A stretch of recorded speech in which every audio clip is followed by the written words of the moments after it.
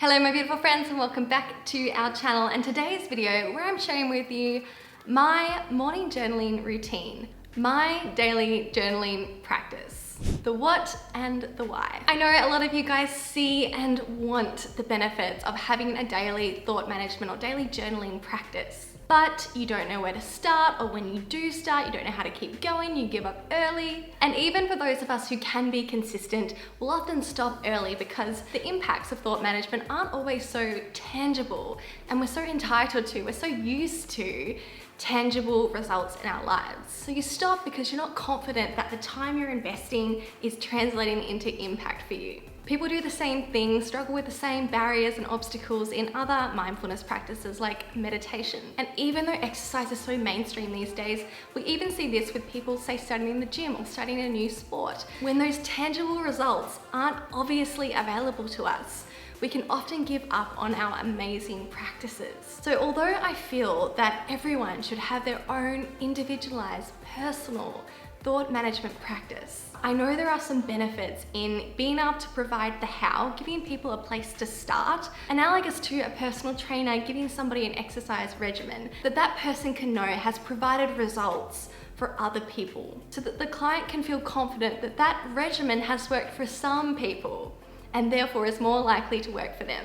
It just helps with that motivation when we can't measure our results. So today I'm gonna give you guys my journaling practice that I've been using for over a year now, and I love it to bits. It's simple and minimal, it fits in my daily life, and it's impactful and effective for me. And that largely owes to the fact that I have had coaching myself and practiced self-coaching. So essentially what I'm doing here is I am self-coaching. And what is unique, and I think the superpower of this journaling method as a self-coaching opportunity, is the self-awareness that it offers through the emotional element, through the emotional component that I'll tell you about in this video. But that emotional component helps you pick out the big ticket items, the things that are actually affecting your life and the things that are high yield for you to change.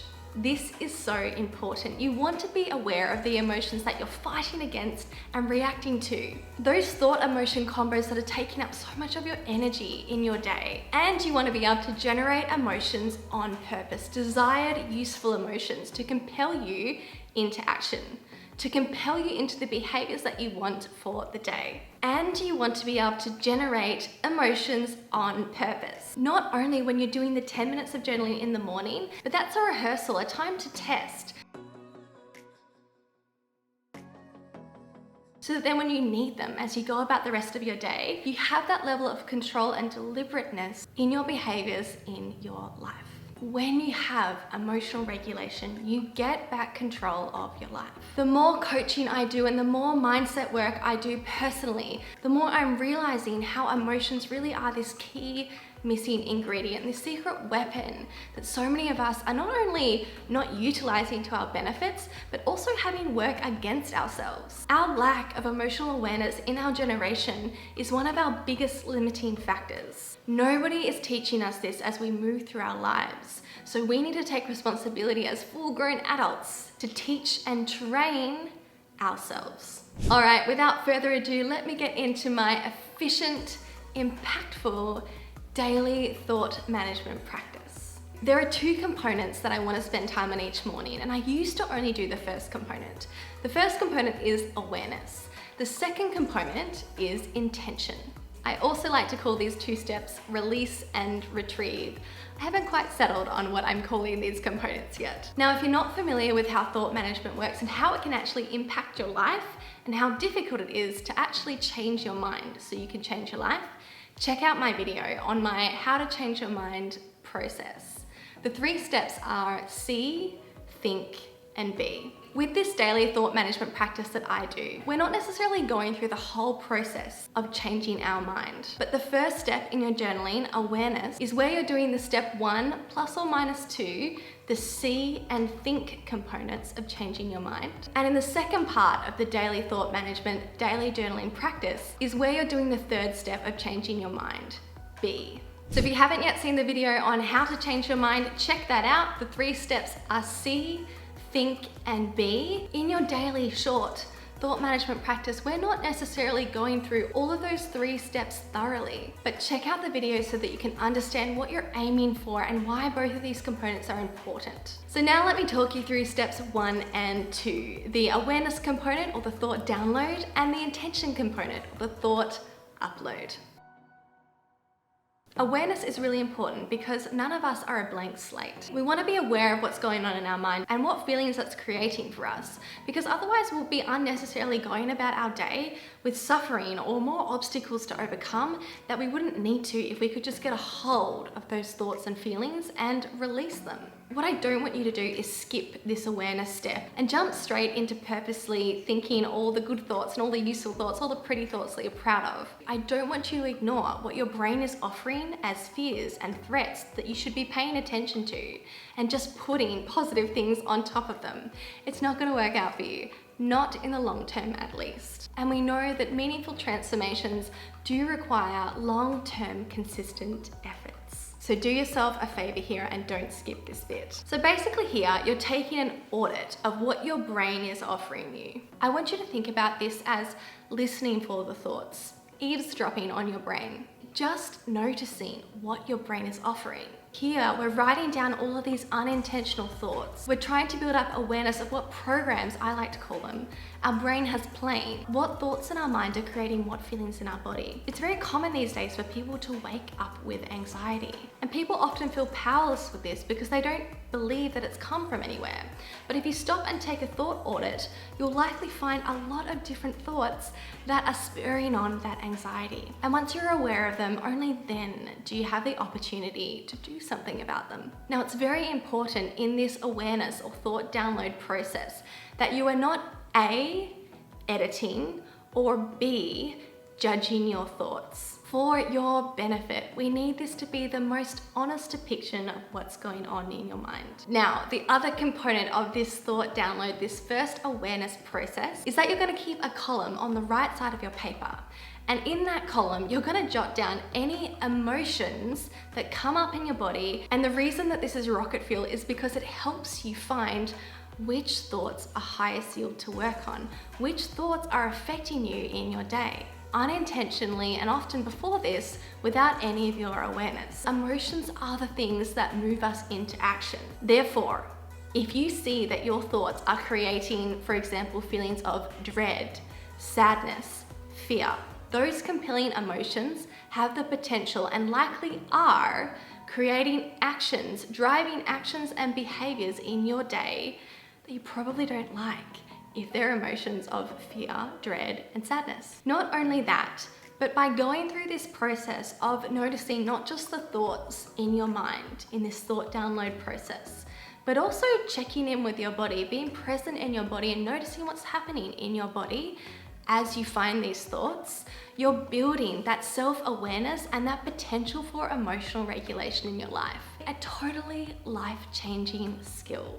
A lost art. Your emotions really are your feedback for what you're thinking. That your brain signals to you to say, hey, listen to me, this is important. So if you're feeling an emotion in your day, and because of your journaling practice, you're able to connect the emotion back to the thought that's causing the emotion. Now you have the ability to question whether that emotion is actually reflecting a piece of information, a thought that you actually believe, that you think is reasonable, that you want to subsequently feel and act on. Because a lot of us instead these days just feel an emotion like fear or dread, and we take that emotional information as if it is fact.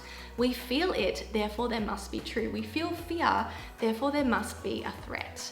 But actually, if you can access the thought that's causing the fear, now you can actually reason and use your amazing human brain and say, is there a real threat here? Do I care about this threat? Is this threat consequential? Does this threat matter enough such that I shouldn't take the action that I plan to or that I want to? You have the feedback to be able to change what is useful. Also remember, not every thought has to have a corresponding emotion, but what you're doing is you're looking for the thoughts that are associated with strong emotions. These thoughts are going to be the high yield ones for you to pay attention to. If it's emotive, it's influencing your day. Good or bad. Now, the second step. Now, in this second step, the thought upload, I allocate just 2 minutes. In this step, you write down your single top priority for the day. It might be a task you want to complete, it might be a way that you want to hold yourself in a conversation or a presentation, for example, or it might be, say, to do your meditation or push through so many reps at the gym. It can be any behavior, action, outcome you want. Now, the second step of this, after you've decided on that thing that you want to be intentional on for the day, the thing that you want to give your purposeful effort to, the next step is to work out what emotion, what state would be most useful to create that result for you. So if it's a task that's difficult for you, for example, you might want to pick the emotion of focused or determined. If it's a relationship that you want to show up in, you might want to pick the emotion of compassion or love or desire.